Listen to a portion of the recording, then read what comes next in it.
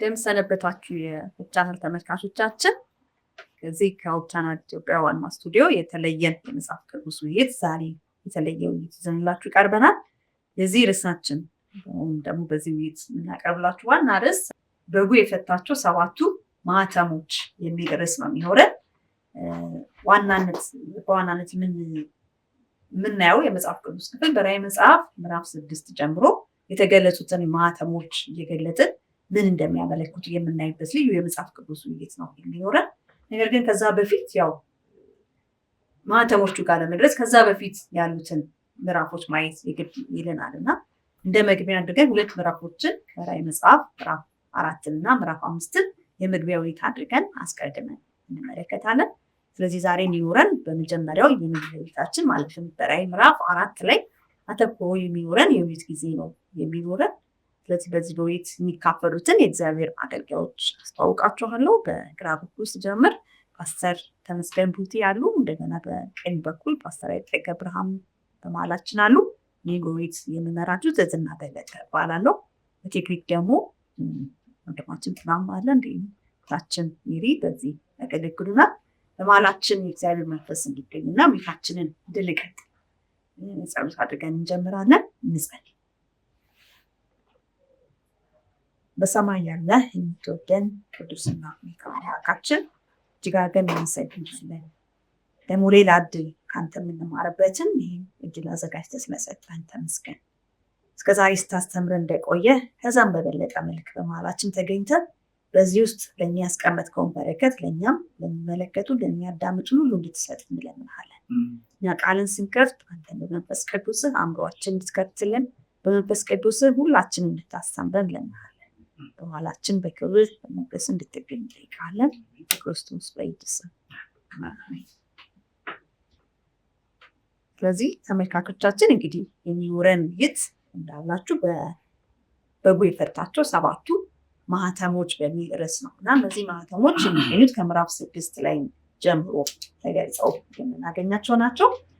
የመግቢያ ጥቅሳችን አድርገን የወሰድነው የራዕይ ምዕራፍ 5 ቁጥር 5 ላይ ነው የሚገኘው። እንደዚህ ይላል፣ ከሽማግሌዎቹም አንዱ አታልቅስ፣ እነሆ ከይሁዳ ነገድ የሆነው አንበሳ እርሱም የዳዊት ሥር መጽሐፉን ይዘረጋ ዘንድ 7ቱንም ማህተም ይፈታ ዘንድ ድል ነስቷል አለኝ ይላል እና ይህንን ሀሳብ እንደያዝን ወደ ውይይታችን እንሄዳለን።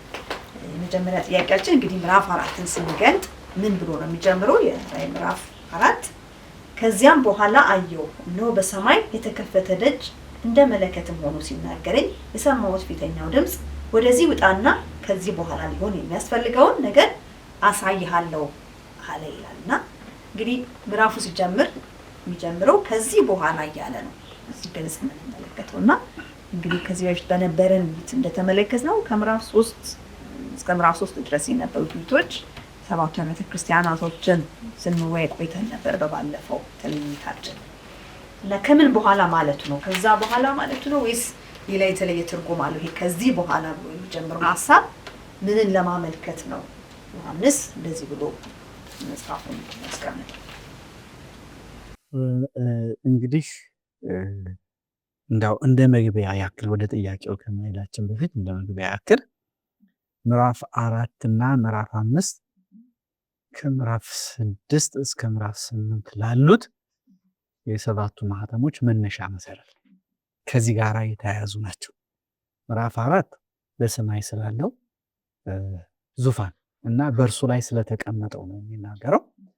እንደገና ደግሞ ምዕራፍ 5 ስለ በጉ እና ስለ 7ቱ ማህተሞች ከዛ በኋላ ያሉት ይህንን 7 ማህተም እንዴት እንደተፈታ በምን ሁኔታ እንደተፈታ ሲፈታ ደግሞ ምንድነው በውስጡ የነበረው ምስጢር ምን ነበረ የሚለው የሚያብራሩ ናቸውና 7ቱ ማህተሞች ከነዚህ ከሁለቱ ምዕራፍ ተነጥለው አይታዩም። እንዲያው መነሻቸው ምዕራፍ 4 ላይ ያለው ዙፋኑ ላይ የተቀመጠውና በዛ በዙፋኑ ሩም ውስጥ የሚሰራው ስራ ነው መነሻቸው። ከዛ ተነስቶ ነው የሚመጣውና ሐሳቡ አንድ ስለሆነ መነጣጠል የለብንምና ይሄንን እንደ መግቢያ እንደ መነሻ ሐሳብ አድርገን ላይ ያስፈልጋል። እንግዲህ ወደ ጥያቄው ስመጣ ከዚህ በኋላ ሲል ምን ማለት ነው? እና ይሄ እንግዲህ ዋናነት ሁለት አይነት አመለካከቶች አሉ እና አንዳንዶቹ የሚሉት ምንድነው ከዚህ በኋላ ሲል በምዕራፍ 2 እና በምዕራፍ 3 የተነገሩ ስለ 7ቱ አብያተ ክርስቲያናት የተነገሩት ድርጊቶች ከተፈጸሙ በኋላ ማለት ነው የሚል ሐሳብ አላቸው። አንዳንዶቹ ደግሞ አይደለም ከምዕራፍ 1 ጀምሮ እስከ ምዕራፍ 3 የተነገሩት ነገሮች አንድ የተያያዙ ራእዮች ናቸው እና መጀመሪያ ያ ተገለጸለት። እሱ ያንን ከገለጸለት በኋላ እንደገና ደግሞ ሌላ አዲስ ራእይ ተቀበለ ማለት እንደሆነ የሚል አመለካከት ያላቸው አሉ እና የትኛው ነው ትክክሉ ብለን ያን እንደሆነ እንግዲህ የመጀመሪያውን ስንመለከት በዮሐንስ ምዕራፍ 2 እና 3 የተጻፉት ነገሮች ከተፈጸሙ በኋላ አንዳንድ እነዛ የሰባቱ አብያተ ክርስቲያናት መልእክት ከሐዋርያት ዘመን ይጀምርና የሚያልቀው ክርስቶስ ዳግም ሲመጣ። ስለዚህ ከዛ በኋላ ምንድነው የሚነገር? ምን ሌላ ነገር ሊመጣ ይችላል? እና ኦልሬዲ ተፈጸመ ማለት እኮ ነው። ክርስቶስ ሲመጣ ነገሮች ያልቃሉ። ከዛ በኋላ ምን የሚደረግ ነገር የለም። ስለዚህ ይሄንን ሐሳብ ወደዚህ ጉዳይ ስናመጣው የመጀመሪያው አመለካከት የተሳሳተ አመለካከት መሆኑን እናያለን። እና አሁን ይሄ ማለት ግን ምንድነው? በዚህ በምዕራፍ 4 ላይ ከዚህ በኋላ ሲል በምዕራፍ 1 ጀምሮ ራእይ ያየው ምዕራፍ 1 ቁጥር 8 ነው። ከዛ ቀጥሎ ምዕራፍ 2 ምዕራፍ 3 የተያያዘ ራእይ ነው ያየው ዮሐንስ። የተያያዘ ራእይ ነበርና ያንን አየና ያን ጨረሰ። ከዛ በኋላ እንደገና ያንን ሲጨርስ ደግሞ አሁን ሌላ አዲስ ራእይ አየ ማለት ነው እንጂ በዛ የተጻፉ በሙሉ እስኪፈጸሙ ካልንማ ከክርስቶስ ዳግም ምጽአት በኋላ የሚፈጸም ነበር። እንዲያውም በደንብ ሊታወቅ የሚገባው 7ቱ ማህተሞች ሲፈቱ በኋላ ያንዳንዱ ሲፈታ የምናየው ይሆናል። ከነዛ ደግሞ እነዚህ 7ቱ አብያተ ክርስቲያናት ማለት በተለያየ ዘመን የሚኖሩ የእግዚአብሔርን ሕዝብ እንደሚወክሉ በዛን ዘመን የነበሩ ፕራክቲካሊ በኢሲያ ማይነር የነበሩ አብያተ ክርስቲያናት እንደነበሩ ተናግረናል። ከዚያ በኋላ ደግሞ ባለፈው ጥናታችን ከዚያ በተጨማሪ ደግሞ ምን አለ ምሳሌያዊ በተለያየ ዘመን ውስጥ የሚኖሩትን የእግዚአብሔርን ሕዝብ እንደሚወክል አይተናል። እነዛ አብያተ ክርስቲያኖች አሁን ማህተሞቹ ሲፈቱ ራሱ ከነሱ ጋር ይደራረባል ነገሩ፣ አብሮ ነው የሚሄደው እንጂ አንደኛው አልቆ ወደ አንደኛው ያልፋል ማለት አይደለም። ስለዚህ በተለያየ መልክ አንድን ነገር ነው ሊገለጹ ብለን እና ዮሐንስም ከዚህ በኋላ ሲል በፊት ካየው ራእይ ደግሞ ሌላ ራእይ አየ። ግን ያንኑ ታሪክ በሌላ መንገድ ደግሞ እግዚአብሔር የገለጠለት ነው ማለት ነው እና በዛ መልክ ነው ከዚህ በኋላ የሚለው ሀሳብ የምንረዳው ለሆን ወስዳለ ማለት ከዚህ ቤት። ስለዚህ እንግዲህ ስንቀጥል ቀጥሎ እንግዲህ የተመለከተውን ደግሞ ያስቀምጥልን። በሰማይ የተከፈተ በር እንዳየ ቅድም እንዳነበብ ነው በሰማይ ይላል ቁጥር 1 ላይ ምዕራፍ 4 ቁጥር 1 ላይ በመጽሐፍ ምዕራፍ 4 ቁጥር 1 ላይ ከዚያም በኋላ አየሁ እነሆ በሰማይ የተከፈተ ደጅ አለ ይላል። ከዛ ቁጥር 2 ላይ ወዲያውም በመንፈስ ነበርኩ እነሆ ዙፋንም በሰማይ ቆሟል፣ በዙፋኑ ላይ ተቀማጭ ነበር፣ ተቀምጦም የነበረው ያለ በመልኩ የኢያስጲድንና የሰርድዮንን ዕንቁ ይመስል ነበር ያለ ወደታችም ዙፋኑን የበለጠ ሊገለጸ ይላል እና ይሄ እንግዲህ በሰማይ ተቀምጦ ያየው ዙፋን የማን ዙፋን? በሱስ ላይ ተቀምጦ የምንመለከተው ማን ነው? በዛ ዙፋን ላይ ተቀመጠ። እንደገናም ደግሞ ማንነቱን ሲገልጽ የተጠቀመባቸው የተለያዩ መግለጫዎች አሉ እና ከዚህ በፊት በነበረን የመጀመሪያው ሁኔታችን ላይ ክርስቶስን የተገለጠበትን መንገድ ስለ 7ቱ አብያተ ክርስቲያናት ስንወያይ ማለት ነው። በተለይ በነበረን የክርስቶስን አገላለጥ በራዕይ ምዕራፍ 1 ላይ ተመልክተን ነበር። ከዛ ምን የተለየ ነገር አለው የሚለውን የተወሰነ ሀሳቦችን ተገልጾልኝ። በጣም ጥሩ። እንግዲህ እንዳልሽው ለማያያዝ ያክል ከቁጥር 2 ጀምረን ብናነብ እኔም ወዲያውኑ ይላል። እኔም ወዲያውኑ ከምን በኋላ ናኢ ሲለው ማለት ነው ወደዚህ ና፣ ከዚህም በኋላ ሊሆን የሚገባውን ነገር አሳይሃለሁ አለኝ ካለ በኋላ ቁጥር 1 ላይ ቁጥር 2 ላይ እኔም ወዲያውኑ በመንፈስ ነበርኩ፣ እነሆም በሰማይ ዙፋን ቆሟል፣ በዙፋኑም ላይ ተቀምጦ ያለ ነበረ ይላል። ምንድነው ያየው? በሰማይ ዙፋን ነው ያለው። ምንድነው የሚባለው? ትሮን ሩም በእንግሊዝኛ የዙፋን ክፍል፣ በቃ ዙፋን ታየ ማለት ነው። ዙፋን ተሰይሞ ታየ ነው የሚለው። ተቀምጦም የነበረው የኢዮሳቤድና የሰርድስ ዕንቁ ይመስል ነበር። የመርገድ ዕንቁ የመሰለ ቀስተ ደመናም ዙፋኑን ከቦት ነበር ይላል። በዙፋኑ ላይ የተቀመጠው አለ። ማን ነው ይሄ በዙፋኑ ላይ የተቀመጠው ለተባለው፣ አንቺም ቅድም እንዳልሽው ጌታችን ኢየሱስ ክርስቶስ እንዳይሆን እዚህ ጋር እሱ አሁን ከታችም ሲታይ ይገለጻል። እሱ የታረደ በግ መስሎ እንደሚታይ ይገለጻል። ስለዚህ ደግሞም ጌታችን ኢየሱስ ክርስቶስ በራእይ ውስጥ የተገለጠው በዋናነት ሰው በደንብ ሊረዳ የሚገባው እዚህ ጋር ሁሌም ብዙ ጊዜ የምንሳሳተው እግዚአብሔር ምን ይመስላል፣ እግዚአብሔር ምንድን ነው ብሎ ነው ሰው ለመጠየቅ። እግዚአብሔር እሱን እየገለጠልን አይደለም። እዚህ ጋር ስለ ደህንነት እቅድ ውስጥ እግዚአብሔር አብ፣ እግዚአብሔር ወልድ፣ እግዚአብሔር መንፈስ ቅዱስ ያላቸውን ሚና ነው እያሳየን ያለ ነው። ስለዚህ በዛ ቦታ በዙፋን ላይ ተቀምጦ የታየው አሁን እዚህ ጋር የሚገለጸው እግዚአብሔር አብ ነው ማለት ነው። እሱ ነው። ስለ ማተምም አይደል የምናወራ ያለው። ማተምም ከጎኑ ይሄ ማን ነው የተቀመጠው? ያ የተጠቀለለው ወረቀት በማተም የተሰጋው በዙፋኑ ከተቀመጠው አጠገብ ቁጭ ብሏል ነው የሚለው። ስለዚህ ከሱ እጅስ የሚቀበለው ማን ነው? ስለ እግዚአብሔር አብ ነው ማለት ነው የሚናገረው በአጭሩ። እንደው ስለተከፈተው ደጅ ትንሽ ማለት የምፈልገው ነገር ምንድን ነው? ያው የተከፈተው ደጅ ምንድን ነው? የእግዚአብሔር የዙፋኑ ሩም ያለበት ነው የተከፈተው እና እዛ ውስጥ ነው እንግዲህ ሁሉ ነገር ምን የሚነሳው ከዛ ነው እና ያ መላው ዩኒቨርስ የሚተዳደርበት ምንድን ነው ልበለው? ቢሮ ማዕከል፣ ጌታ ይባርክ፣ ማዕከል ነው። ሁሉ ነገር ከዛ ከዙፋኑ በሚወጣ መመሪያ ነው መላው ዩኒቨርስ የሚተዳደረውና ይሄ በጣም አስፈላጊ የሆነ ቦታ ነው። ጥያቄው ይሄ የት ነው ያለው የሚለውን ነገር ነው እና በምድራዊ ቤተ መቅደስ አሁን የሰማይን ቤተ መቅደስ ስንመለከት ሰማይን ለመረዳት ምድራዊ ቤተ መቅደስን ማየት በጣም አስፈላጊ ነው እና አሁን በምድራዊ ቤተ መቅደስ እግዚአብሔር ሙሴን የት ሆኖ ነበር የሚያነጋግረው? ቅዱስ ቅዱሳን ውስጥ ቅዱስ ቅዱሳኑ ውስጥ ነው የሚያነጋግረው። ስርየቱ መክደኛ ላይ ሆኖ ነው። ከስርየቱ መክደኛ በታች ያለው ምንድን ነው? 10 ትእዛዛት ነው ያለው እና አሁን እነዚህ ነገር ተያይዘው የሚሄዱ ናቸው። አንደኛ የእግዚአብሔር የዚህ ዩኒቨርሲቲን የሚያስተዳድርበት ዙፋን የሚገኘው በሰማይ ቤተ መቅደስ በቅዱስ ቅዱሳኑ ውስጥ ነው። ቅዱስ ቅዱሳኑ ደግሞ ቅድም አሁን ስናወራ አንቺ እንደገለጽሽው 10 ትእዛዛት እዛ ውስጥ ነው ያለው። ይህ የሚያሳየው ምንድነው? የእግዚአብሔር መንግስት የሚተዳደረው በምንድን ነው? በህግ በህግ ነው። ዝም ብሎ የተቋቋመ መንግስት አይደለም። ዝም ብሎ የሚቋቋም መንግስት ይፈርሳል።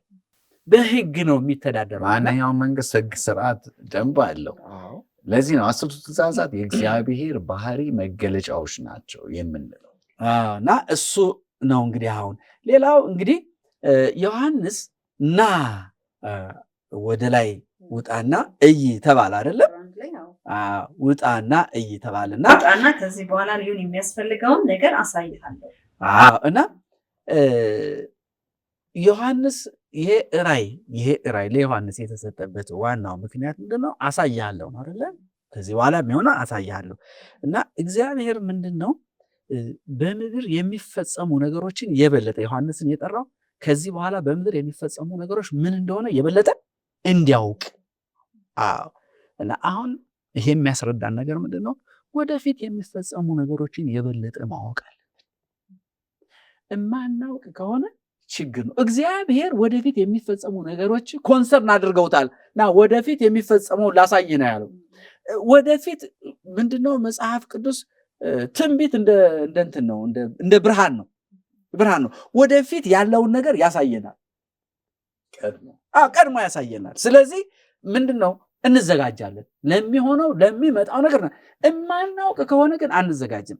ዛሬ ትልቁ ችግር በክርስቲያኑ ዓለም ያለው ችግር የወደፊቱን ለማወቅ መጽሐፍ ቅዱስን አለማጥናት። እንዲያውም ዛሬ ችግሩ ምንድነው? መጽሐፍ ቅዱስ ያለው ትንቢት አይደለም የሚነገረው ሰው የሚያወራው። አሁን ዛሬ ያሉ የዘመኑ ነቢያትና ሐዋርያት ምንድነው? አዲስ ራእይ አዲስ ትንቢት አለን ተብሎ ይሄ አዲስ ራእይና አዲስ ትንቢት የሚባለው እግዚአብሔር የሰጠንን በመጽሐፍ ቅዱስ ውስጥ ያሉትን ራእዮች በተለይም በዳንኤልና በራእይ ዮሐንስ ውስጥ ስለ መጨረሻው ዘመን የሰጠንን መልእክቶች እንዳናጠና ዘግቶ ነው። ይሄ በጣም አስፈላጊ አለ ዮሐንስ ና አስፈላጊ ነገር ታያለ። ምንድነው? ከዚህ በኋላ በምድር ላይ የሚፈጸመው ነው። ሁለተኛው ደግሞ ምንድነው? የራእይ ዓላማ እዚህ ላይ በሰማይና በምድር መካከል የጠበቀ ግንኙነት መኖሩ ነው እና የሚፈጸመው የት ነው? በሰማይ ነው የሚፈጸመው? በምድር ነው? በምድር ነው የሚፈጸመው። ስለዚህ በሰማይና በምድር መካከል የጠበቀ ግንኙነት መኖሩን በደንብ አድርጎ እንዲረዳ ነው የፈለገውና የራእይ መጽሐፍ ዋና ዓላማው እንግዲህ ምንድነው? ቤተ ክርስቲያንን ማሳወቅ፣ ማስጠንቀቅ፣ ማነጽና ማጽናናት እንደሆነ በደንብ አድርገን ልንረዳ ይገባልና እንደ ክርስቲያን ይህን ነገር ማወቅ አለብን። በጣም ጊዜ ስትልን እንግዲህ ያላችሁት ያ ዙፋን የእግዚአብሔር ዙፋን ነው። እግዚአብሔር አብ ዙፋን እና የተገለጸበትም አገላለጽ ምዕራፍ 1 ላይ ካየነው የክርስቶስ አገላለጽ ጋር ለየት ይላል። ምክንያቱም ክርስቶስን እንደ የሰው ልጅ የሚመስል አየሁ ብሎ ተናገረው። ምዕራፍ 1 ላይ ከቁጥር 12 ጀምሮ መልኩንም ወርቅ መታጠቂያ የታጠቀ እያለ ያንዳንዱ የሚገልጽበት ሀሳብ አለው። እንደገናም ደግሞ በመቅረዞች መካከል ሲመላለስ ነበር ያለ የሰው ልጅ ያለ ክርስቶስን ሲገልጽ እናያለን። በዚህኛው ላይ ደግሞ የተቀመጠው በዙፋን የተቀመጠው ለረግድ ይመስላል ያለ ሌላ አይነት እንትንን ነው የሚጠቀመው። በዚህ እንኳን ሁለቱ የተለየ ነገር እንደው ሁለቱ የተለዩ አካሎች እንደሆኑ የምንረዳበት መንገድ ያስ በተለየ ማዕድናት ተቀርጾ የምንተቀምጠውን እናያውና እነዚህ ማዕድናቶችን የተለያዩ ማዕድናቶችን እንዴት ያስገባበት ምክንያት ምንድነው? በቃ እግዚአብሔር የከበረ አምላክ እና ምንም በቃላት ሊገልጸው አልቻለም። እነዚህን እንደው በሰው ቋንቋ ነው የገለጣቸውና ይመስላል ነው እንጂ በቃ ከሰው እኛ ከምናስበው በላይ በጣም የከበረ እሱን ነው። ድንቅ አምላክ፣ ኃያል አምላክ፣ ሁሉን የሚቆጣጠር ሁሉን የሚገዛ አምላክ መሆኑን በደንብ አድርገን እንድናይ ነው እና እዛ ላይ ደግሞ ዙፋኑ በቀስተ ደመና ቀስተ ደመና ነው እና ቀስተ ደመና የቃል ኪዳን ምልክት ነው። ያ ምንድን ነው የሚያሳየን? ያለ እግዚአብሔር ቃል ኪዳኑን የሚጠብቅ አምላክ ነው። በጣም ደስ የሚለው ነገር ቃል ኪዳኑን የሚጠብቅ አምላክ ነው። በብሉይ ኪዳን ስንሄድ ከአብርሃም ጋር ከኖህ ጋር ቃል ኪዳን አደረገ አይደለም? ቃል ኪዳኑን ጠበቀ። አዎ። ከአብርሃምም ጋር ቃል ኪዳን አደረገ። ቃል ኪዳኑን ጠበቀ። አዎ ጠበቀ። ከያዕቆብ ከእስራኤላውያኖችም ጋር በሲና ተራራ ቃል ኪዳን አደረገ። ቃል ኪዳኑን እሱ ጠበቀ። እነሱ ባለመጠበቃቸው ነገሩ የታሰበው ነገር ለእነሱ ሳይፈጸምላቸው ቀረ እንጂ እግዚአብሔር ታማኝ ነው ቃል ኪዳኑ። ስለዚህ እግዚአብሔር ሊታመኑበት የሚችል አምላክ መሆኑ ቃል ኪዳኑን የሚጠብቅ ምንም የማይለዋወጥ ዕብራውያን ምዕራፍ 13 ቁጥር 8 ምንድን ነው የሚለው? ክርስቶስ ኢየሱስ ትላንትና ዛሬም እስከ ዘላለም ድረስ እግዚአብሔር ያው ነው። ቃል ኪዳኑን የሚጠብቅ አምላክ ስለሆነ ሊታመኑበት የሚችል አምላክ ደግሞ ያ ቀስተ ደመና እንደሚታወቀው ቃል ኪዳን ነው። ሲጨመር ደግሞ ምንድን ነው? የምህረትም ተምሳሌት ነው። እግዚአብሔር መሐሪ እንደሆነ ምድርን ዳግም በውሃ ጥፋት አላጠፋም ሲል እግዚአብሔር ቀስቴን በደመና አደርጋለሁ አለ። ለምን? ከዛ በኋላ ምድር ኃጢአት ስላልሰራች አይደለም፣ ምህረቴን አላነሳም ከዚህ ህዝብ ላይ። ስለዚህ አሁንም እግዚአብሔር እየተገለጠ ያለው መሐሪ መሆኑን ነው እያሳየ ያለው ማለት ነው። ደስ የሚለው እግዚአብሔር እነዚህን ነገሮች የሚገልጸው ለዮሐንስ ሊረዳው በሚችለው መልኩ ይገባዋል። ቀስተ ደመናን ሲያይ ምን እንደሆነ ይገባዋል። እነዚህን የከበሩ ድንጋዮችን ያውቃል። በዛ ዘመን የታወቁ የከበሩ ናቸው። በዚህ ዘመን ቢሆን ኖሮ የታየው ምናልባት በሌላ መልኩ ነበር የሚታየው። በሚገባው በመግለጽ በሚችለው መልኩ ነው የታየው። ዋናው እግዚአብሔር ትልቅ ነው፣ መሐሪ ነው። ደግሞም ከምንም በላይ ሊሰመርበት ይገባል ብዬ የማስበው እግዚአብሔር ስለ ሰው ልጅ ደህንነት እቅድን እየገለጠ ነው። ለሰዎች በደንብ እንዲገባ ለማድረግ እየገለጠለት ነው ያለው። በጣም ትልቅ ሀሳብ የሰጣችሁ እግዚአብሔር ይባርካችሁ። ስለዚህ እንግዲህ እግዚአብሔርን እንዲህ ታላቅ አምላክ እንደሆነ ከነገረን በኋላ በዙሪያው ደግሞ ስላለው ነገር ደግሞ ይነግረናል። ቀስተ ደመናውን አየን። እግዚአብሔር ታማኝነቱን ቀጣዩን የሚፈጽም አምላክ። ከሱ እንደው በጣም ማረሰው ስለ ዳዊት ሲናገር አይደል? ዳዊት ከሞተ ከረጅም ጊዜ ጀምሮ የዳዊትን ዙፋን ግን ለረጅም ጊዜ ያስቀጠለለት አንድ ሰው እንኳን አስቀርቶ ማለት ነው። እና እግዚአብሔር ሰዎች ቢሞቱም እንኳን እሱ ግን ታማኝነቱን የሚቀጥል አምላክ መሆኑን ከብዙ ከራሳችን ሕይወት እናያለን። ቀጥሎ ባለው ቁጥር ላይ ታዲያ እንግዲህ በዙሪያው ያሉትን ሲገልጽልን በዙፋኑ ዙሪያ ያለው ቁጥር 4 ላይ ምን ይላል? በዙፋኑ ዙሪያ 24 ዙፋኖች ነበሩ ይላል። ከዛም ደግሞ በዙፋኖቹም ላይ ነጭ ልብስ ለብሰው በራሳቸውም ላይ የወርቅ አክሊል ደፍተው 24 ሽማግሌዎች ተቀምጠው ነበር ይላል። እንግዲህ እነዚህ ታዲያ ማን ናቸው? ዙፋን አለ 24 እግዚአብሔር አብ ዙሪያ ማለት ነው። 24 ሽማግሌዎች ደግሞ በዛ ላይ ተቀምጠዋል። የለበሱት ነጭ ልብስ ነው። በራሳቸውም ላይ ደግሞ የወርቅ አክሊል እንዳደረጉ ይናገራል። እና እነዚህ ማን ናቸው? 24 ሽማግሌዎች ከየት መጡ? ስራቸውስ ደግሞ ዋና ስራቸው ምንድን ነው? ለምንድን ነው በእግዚአብሔር አብ ዙሪያስ መቀመጥ ያስፈለጋቸው? 24ቱ ሽማግሌዎችን በተመለከተ በጣም ሰፊ ክርክር ነው። በስነ መለኮቱ ዓለም በጣም ሰፊ ክርክር ነው ያለውና እንደው ብዙ ሁሉንም ማንሳት ባንችል አንዳንዶቹን ለማንሳት ያክል አንዳንዶቹ የ24ቱ ሽማግሌዎች የሚያመለክቱት የተነጠቀችውን ራፕቸርድ ቸርች የተነጠቀችውን ቤተክርስቲያን ነው እና በታላቁ መከራ ጊዜ ቤተክርስቲያን ትነጠቃለች የሚል አስተምሮ አለ እና ይሄንን የሚያነሱት እዚያ አስተምሮ አራማጆች እንደሆኑ ገምታለሁ እና ይሄ አንዱ አመለካከት ነው። ሁለተኛው ደግሞ ልዩ የመላእክት ግሩፕ ናቸው። ለዚህ አሁን እግዚአብሔር በሰባቱ ማህተሞች አማካኝነት የሚያደርገውን ነገር እንትን ለማለት ለመቆጣጠር የመሰረታቸው ኦርጋናይዝ ያደረጋቸው ልዩ የሆኑ የተለዩ መላእክቶች ናቸው የሚል አመለካከት ያላቸውም አሉ። እንደገና ደግሞ ሌሎች ደግሞ ምን ይላሉ?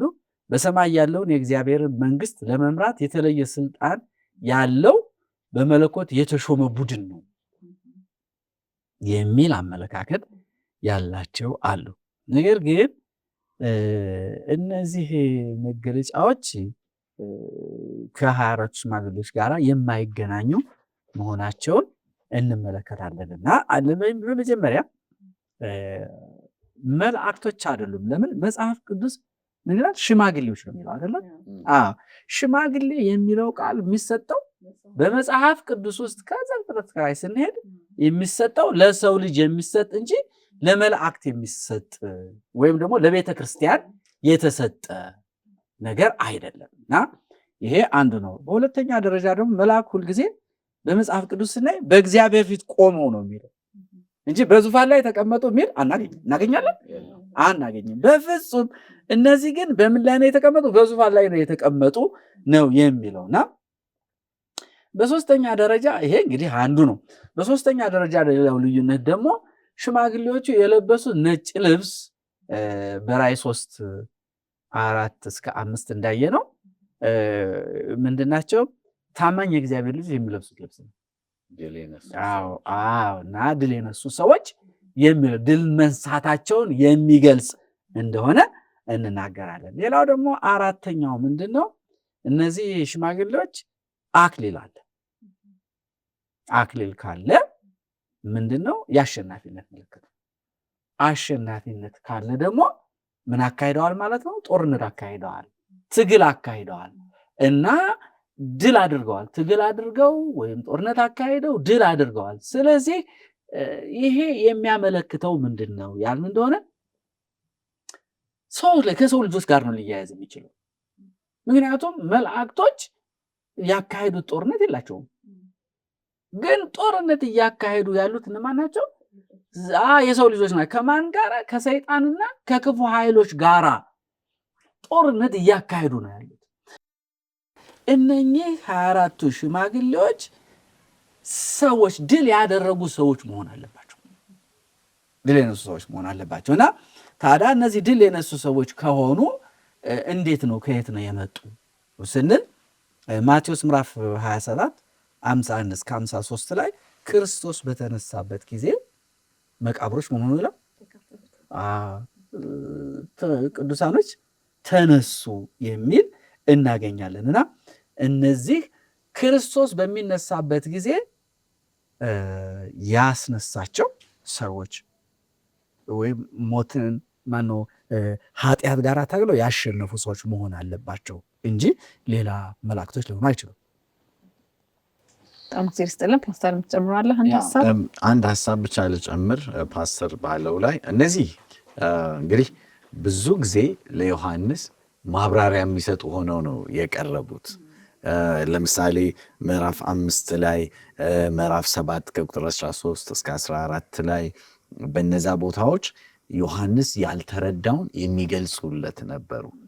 ከመላእክት ይልቅ እነሱ ናቸው የሚገልጹለት። ከዚያ ደግሞ እነዚህ 24 ሽማግሌዎች ቀደም እንደተባለው ነጭ ልብስ የለበሱና ደግሞም አክሊል የደፉ ናቸው።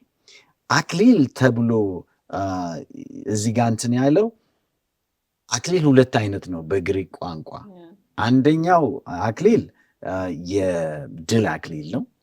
አንደኛው አክሊል ደግሞ የንግስና አክሊል ነው፣ ወይም የሮያል ፋሚሊ አባል የመሆን አክሊል ነው። አሁን ለነሱ ተሰጠ የሚለው ስቴፋኖስ ይላል።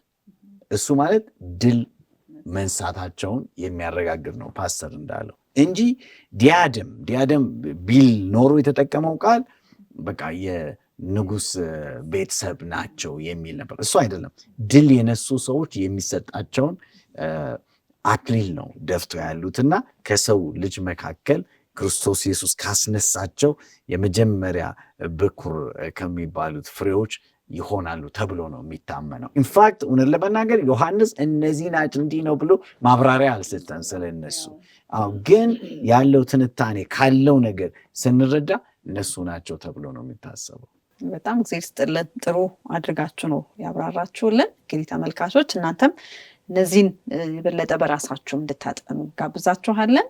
እነዚህ 24 ሽማግሌዎች እስካሁን የሚያየናቸው ሀሳቦች ከየት መጡ የሚለውን መጽሐፍ ቅዱስ በሚነግረን ደረጃ በዚህ መልክ ልንረዳው እንችላለን። የሰው ልጆች ሊሆኑ እንደሚችሉ፣ መላእክት ሊሆኑ እንደማይችሉ፣ እንደገናም ደግሞ ያ የለበሱት ልብስ ከድልነሽነት የተነሳ ነጭ ልብሱም የክርስቶስ ጽድቅ እንደሚያመለክት፣ አክሊላቸውም ደግሞ ካደረጉት ትግል ከሰይጣን ጋር ከመላእክቱ ጋር ባደረጉት ትግል ድል ከመንሳታቸው የተነሳ እግዚአብሔር የሰጣቸው የአሸናፊነት ቦታ እንደሆነ ማየት እንችላለን። እና የሚቀጥሉትን ሀሳቦች ቀጥለን እንወያያለን። አብራችሁን እንድትቆዩ ጋብዛችኋለን። ላፍታ ግን ረፍት ወስደን እንመለሳለን። አብራችሁን ቆዩ።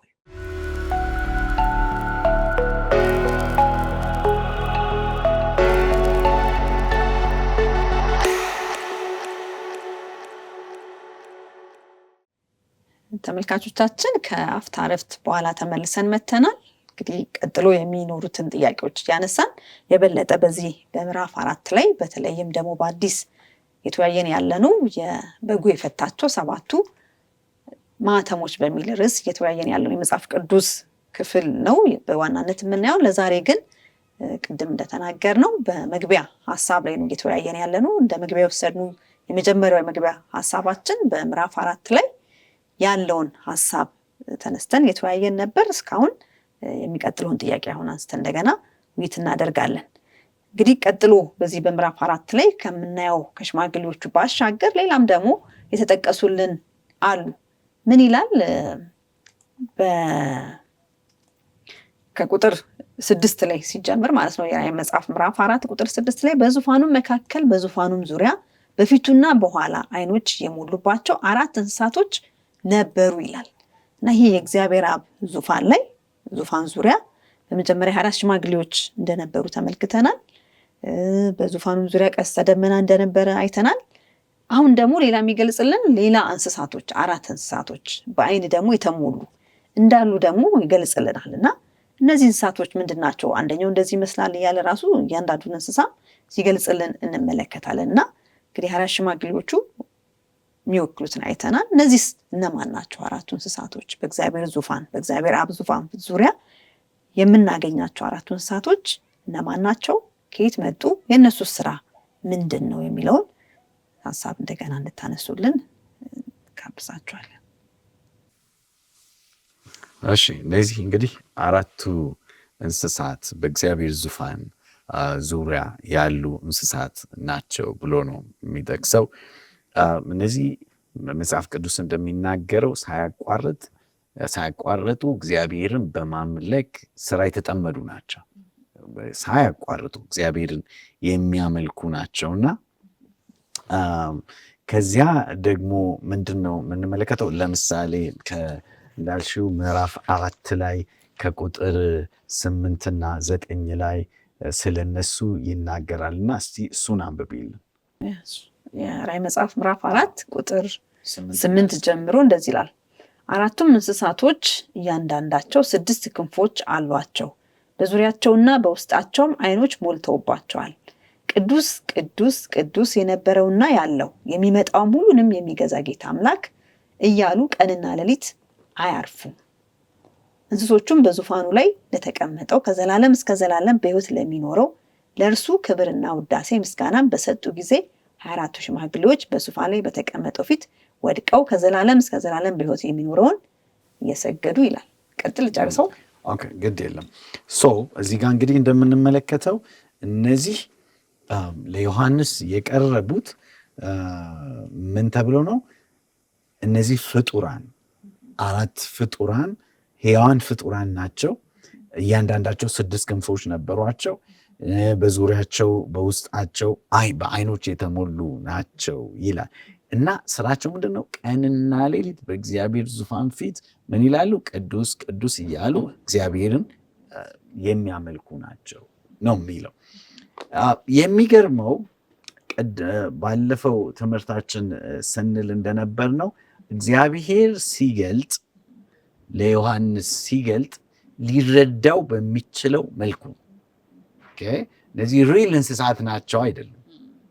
ለምሳሌ ከመጽሐፍ ቅዱስ ከብሉይ ኪዳን ውስጥ ሕዝቅኤል ምዕራፍ 1 ብንመለከት ተመሳሳይ ነገር ነው የምናየው። ከቁጥር 14 እንዲያውም ከ12 ልጀምር። እንዲህ ይላል፣ እያንዳንዱ ቀጥ ብሎ ወደፊት ይሄድ ነበር፣ ወደኋላም ሳይዞር መንፈስ ወደሚሄድበት ሁሉ ይሄድ ነበር። የሕያዋን ፍጡራኑ መልክ እንደሚነድ የከሰል ፍምና የተቀጣጠለ ችቦ ይመስል ነበር። በፍጡራኑ መካከል እሳት ወዲያ ወዲህ ይንቀሳቀስ ነበር። ብርሃኑም ደማቅ ነበር።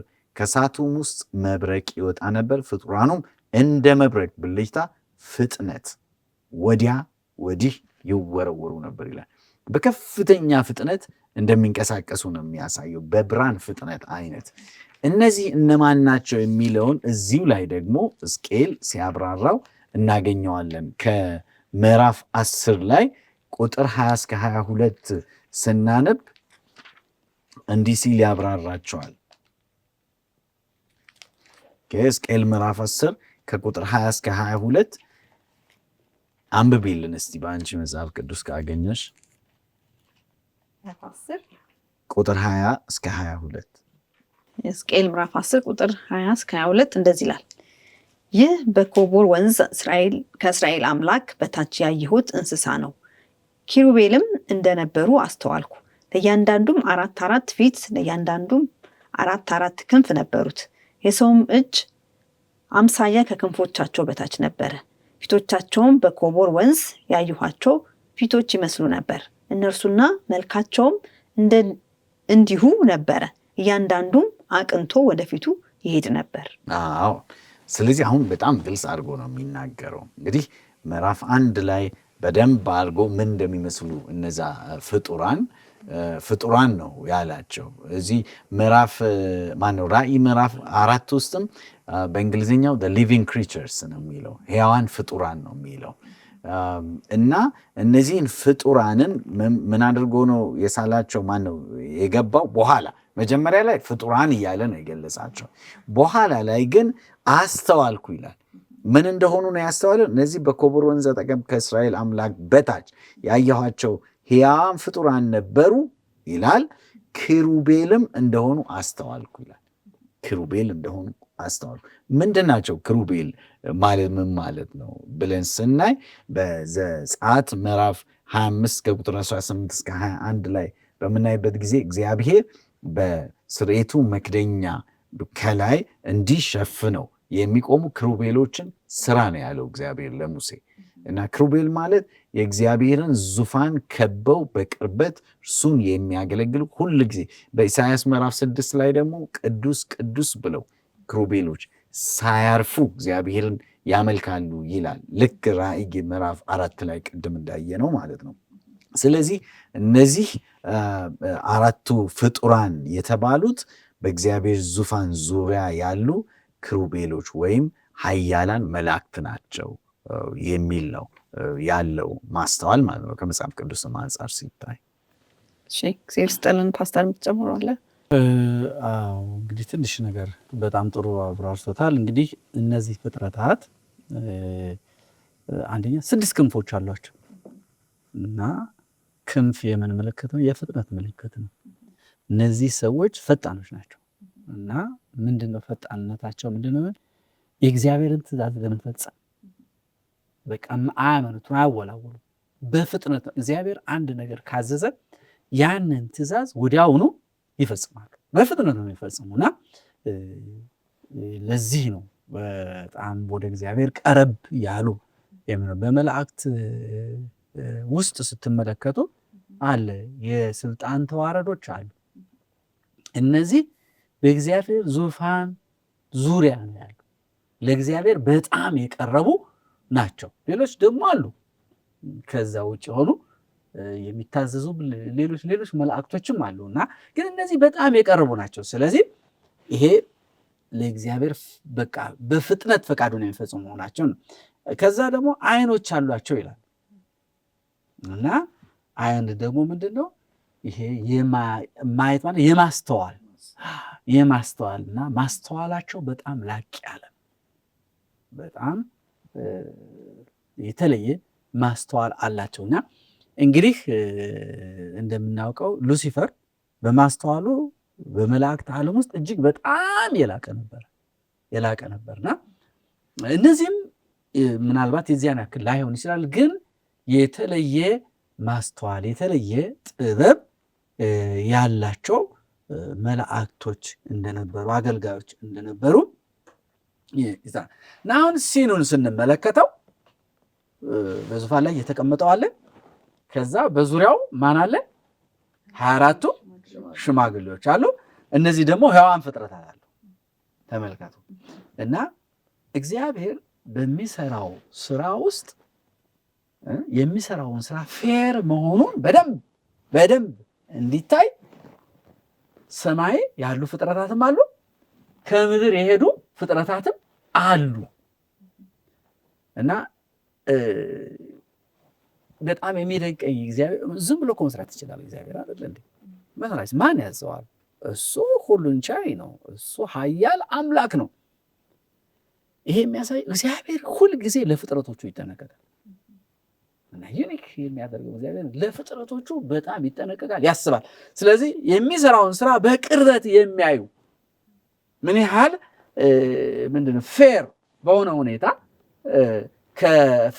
ፍጥረቶቹን ዲል እንደሚያደርግ ነገሮችን ምን ያህል በቃ ፌር ምንድነው ግልጽ በቃ ፍትህ ባለበት ፍትሃዊ በሆነ መንገድ እንደሚሰራ የሚመሰክሩ እዛ አጠገቡ ያሉ ሰዎች ያሉ ፍጥረታት አስቀምጡ እና እግዚአብሔር በሚያደርገው ነገር ሁሉ ግልጽ ነው። ሁልጊዜ በጣም ግልጽ ነው፣ እንዲታወቅ ይፈልጋል፣ አይደበቅም እና ይሄ የእግዚአብሔርን ማንነት ያሳያል። ከዛ ደግሞ ቅድም እንዳልኩት እነዚህ ሁለት ክፍሎች በአንድ ላይ በዛ መገኘታቸው ሰማይና ምድር በቅርበት የተገናኙ ናቸው። በእግዚአብሔር አማካኝነት በጣም የተገናኙ የተያያዙ እንደሆኑ በጣም አድርጎ ያመለክተናልና እንደው ይችን ለመጨመር ብዬ ነው። በጣም እግዚአብሔር ይስጥልን። እንግዲህ ብዙ ሀሳቦችን አንስተናል። በተለይ እንግዲህ እግዚአብሔርን ዙፋን ዙሪያ በብዙ አይተነዋል። ከመጀመሪያ የተቀመጠው የዙፋኑን ምንነት፣ በዙፋን ላይ የተቀመጠው እግዚአብሔር አብ እንደሆነ፣ በዙሪያውም የቀስተ ደመና እንዳለ 24ቱ ሽማግሌዎች፣ 4ቱ እንስሳቶች እያልን እስካሁን ተመልክተናል። እና እንግዲህ ሁለቱ ደግሞ ቅድም ያነሳናቸው 24ቱ ሽማግሌዎች እና 4ቱ እንስሳቶች የሚሰሩት አንድ ተመሳሳይ የሆነ ስራ ደግሞ ሲያደርጉ ደግሞ የምንመለከትበት ቦታ አለ። በዚሁ በራዕይ ምዕራፍ 4 ላይ በአንድነት ሲያመሰግኑት እናያለን። በዙፋኑ ላይ የተቀመጠው ሁለቱም ተስማምተው ማለት ነው። እና ያን ክፍል ቅድም የተወሰኑትን ቁጥሮች አንብበናል። በዚሁ በራዕይ ምዕራፍ 4 ላይ ስለምን ነበረ ሲያመሰግኑት የምንመለከተው? እግዚአብሔር አብን በዙፋኑ ላይ የተቀመጠውን ሁለቱ በስምምነት ሲያመሰግኑት የምንመለከተው ስለምን ነበር እግዚአብሔር አብን? ከዛስ ደግሞ እንደው እኛ ምን ልንረዳ እዚህ በምድር ያለን አሁን በእግዚአብሔር ፊት እየኖርን ያለነው እነሱ ካመሰግኑት ምስጋና እኛ ምን አይነት ህይወት ውስጥ ልንኖር ይገባናል የሚለውን ምን ያስተምረናል? እንደው ሰዎቹ ያለ እረፍት ያመሰግኑታል ይላል። እነኚህ ሰዎች በጣም የሚደንቅ ነገር፣ እነዚህ ፍጥረታት ሰዎች ቀን እንሰራለን፣ ማታ እናርፋለን። እግዚአብሔርን ስንመለከት ግን መጽሐፍ ቅዱስ መዝሙረ ዳዊት ማነው 121 3 እና 4 ነው ይላል። እግርህን ለመናወጥ አይሰጠውም፣ የሚጠብቅህ አይተኛም። እነሆ እስራኤልን የሚጠብቅ አይተኛም። እግዚአብሔር አያርፍም፣ እረፍት የለውም። እና እነዚህ ደግሞ በሱ አጠገብ ነው ያሉ፣ የእሱን ባህሪ ሸር አድርገዋል። እና እግዚአብሔርን ደግሞ ያለማቋረጥ ነው የሚያመሰግኑት። ያለማቋረጥ ማመስገናቸው ደስተኞች መሆናቸውን ያሳያል። ደስተኞች መሆናቸውን ያሳያል። ደስተኞች የሆኑበት ምክንያት ምንድን ነው? እዛ ላይ ጥቅሱን ራሱ ስናነበው እዛ ላይ መጨረሻ ራዕይ ዮሐንስ ምዕራፍ 4 ቁጥር እሱን እስቲ አንብቢልን። ራዕይ መጽሐፍ ምዕራፍ 4 ቁጥር 10 እና 11 24ቱም ሽማግሌዎች በዙፋን ላይ በተቀመጠው ፊት ወድቀው ከዘላለም እስከ ዘላለም በሕይወት ለሚኖረው እየሰገዱ ጌታችንና አምላካችን ሆይ አንተ ሁሉም ፈጥረሃልና ስለ ፈቃድህም ሆነዋልና ተፈጥረውማልና ክብር፣ ውዳሴ፣ ኃይልም ልትቀበል ይገባሃል እያሉ በዙፋኑ ፊት አክሊላቸውን ያኖራሉ ይላል። እንግዲህ አሁን እግዚአብሔርን ያመሰግናሉ። የሚያመሰግኑት ምንድነው? አንተ ሁሉን ፈጥረሃል። ስለመፈጠራቸው ያመሰግናሉ። እግዚአብሔር ስለፈጠራቸው በሕይወት ስላኖራቸው ያመሰግናሉ። እሱም ብቻ አይደለም፣ በዛ በዙፋኑ ዙሪያ ሆነው እግዚአብሔር የሚሰራውን ስራ በቅርበት እንዲያዩ ስለተሰጣቸው እድል ደግሞ ያመሰግናሉ። እና ሌትና ቀና እግዚአብሔር እረፍት የለውም። የሚሰራው ስራ ብዙ ስራ አለ። አሁን እኛ ይህን ልናስተውለው አንችልም። ሰማይ ስንሄድ ነው የሚገባል። እግዚአብሔር እረፍት የለውም። ክርስቶስም እኮ ተናግሯል። አባቴ ይሰራል እኔም እሰራለሁ ብሏል። ስለዚህ እግዚአብሔር ስራ አቁም አያውቅም። ይሰራል። እግዚአብሔር ሰራተኛ ነው፣ ይሰራል። እና እነኚህ ሰዎች እግዚአብሔር በሚሰራበት ጊዜ የሚያዩዋቸው አስደናቂ ነገሮች አሉ።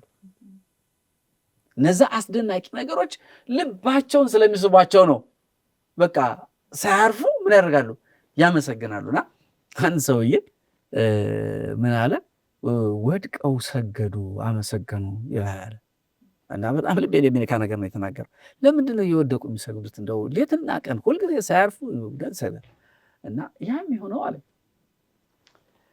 አንድ እግዚአብሔር በጣም አስደናቂ ነገር ሲያደርግ ያዩና በጣም ይደሰታሉ። በጣም ተደስተው ከዛ ወድቀው ስለዛ ነገር አመስግነው ልክ ሲነሱ አሁንም ሌላ አዲስ ነገር ያያሉ።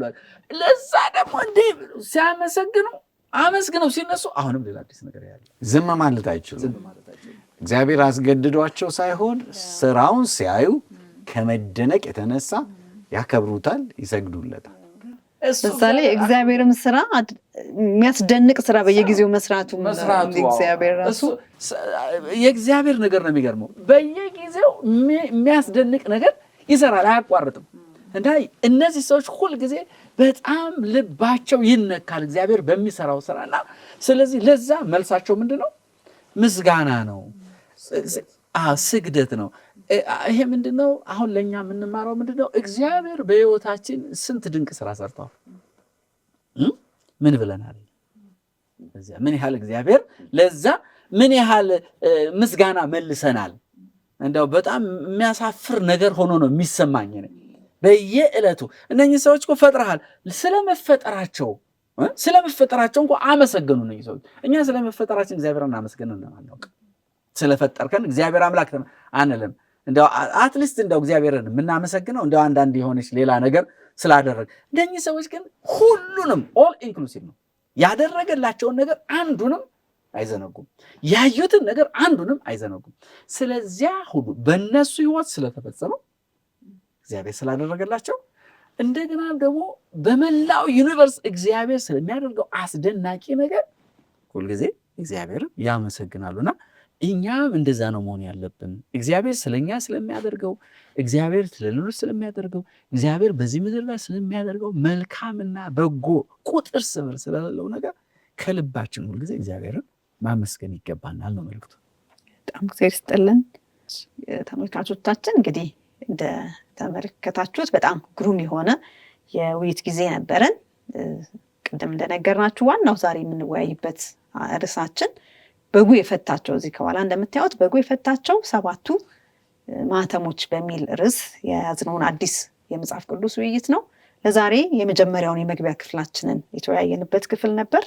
የውይይታችንም ዋና ማዕከል የነበረው በራዕይ ምዕራፍ 4 ላይ የነበረው የእግዚአብሔር የዙፋን ክፍል ምን ይመስላል የሚለውን እንግዲህ ዙፋኑ ምን እንደመሰለ በእሱ ላይ የተቀመጠው ራሱ ዮሐንስ መግለጥ ከሚችለው በላይ እጅግ የሚያስደንቅ አምላክ እንደሆነ በዙሪያውም ደግሞ የነበሩት 24ቱ ሽማግሌዎች እንደዚህ ድል የነሱ የሰው ልጆች ወኪሎች ሆነው ተቀምጠው እንደነበር ከዛም የተነሳ የለበሱት ልብስ ነጭ የክርስቶስን ልብስ እንደለበሱ አክሊልም ድል ከመንሳታቸው የተነሳ እንደተሰጣቸው አይተናል። ከዛም ደግሞ መላእክትን ደግሞ የሚወክሉ የእግዚአብሔርን ስራ የሚታዘቡ የሚያዩ የእግዚአብሔርን ጻድቅነት የበለጠ የሚመለከቱ የሰማይ ክፍሎችም ደግሞ በአራቱ እንስሳቶች ተወክለው እንደተመለከትን ከዚህ ከውይይታችን አይተናል እና በተለይ ደግሞ የሁለቱ ስራዎች ደግሞ ስናይ ሳያቋርጡ እግዚአብሔርን ቅዱስ ቅዱስ ቅዱስ እያሉ እግዚአብሔርን ሳያቋርጡ እየሰገዱ እንደሚያመሰግኑት በዚህ በዙፋኑ ክፍል ውስጥ ተመልክተናል። የሚቀጥለው ውይይታችን እግዚአብሔር ፈቃድ በምዕራፍ 5 ላይ ቀጥሎ ያለውን የእግዚአብሔር ዙፋን ፊት ያሉትን ሐሳቦች አይተን ከዛ ወደ ዋናው ውይይታችን ያንዳንዱ ማህተም ደግሞ የምናይበት ክፍል ይኖረናል። ስለዛሬ ስለነበረው ውይይት እግዚአብሔርን እጅግ አድርገን እናመሰግናለን። እናንተም ስለተከታተላችሁ እናመሰግናለን። ጥያቄ ቢኖራችሁ በዛሬ ውይይታችን ልትጽፉልን ትችላላችሁ። በዛ ጥያቄዎች ደግሞ ተመልሰን ወደ እናንተ የምንቀርብ ይሆናል። ስለነበረን ጊዜ ግን እግዚአብሔር ይመስገን። አሁን ውይይታችንን ከፓስተር ተመስገን ጋር ጸሎት አድርገን እንጨርሳለን። ክብርና ምስጋና የሚገባህ የፈጠርካቸው ሁሉ የሚያመልኩ የሚሰግዱልህ ኃያል ድንቅ አምላክ ስለፈጠርከን ስለወደድከን ደግሞ በልጅህ በኢየሱስ ክርስቶስ ደም ስለገዛህን ስለዋጀህን እጅግ አድርገን እናመሰግንሃለን ጌታ ሆይ። ስለዚህ ቃልህ ተመስገን፣ ክብር ይገባሃል ጌታ ሆይ። በቃልህ ደግሞ እንድንኖር የበለጠ ወደ አንተ እንድንቀርብ የበለጠ ክብርን እንድትገልጽልን ፈቃድ ይሁን ጌታ ሆይ። አድማጭ ተመልካቾቻችንን በክርስቶስ ኢየሱስ ስም ባርካቸው፣ ወደ እውነትህ የበለጠ እንዲጠጉ በሁሉም ነገር ደግሞ የተባረኩ እንዲሆኑ ለምንሃለው በጌታ በኢየሱስ ስም አሜን።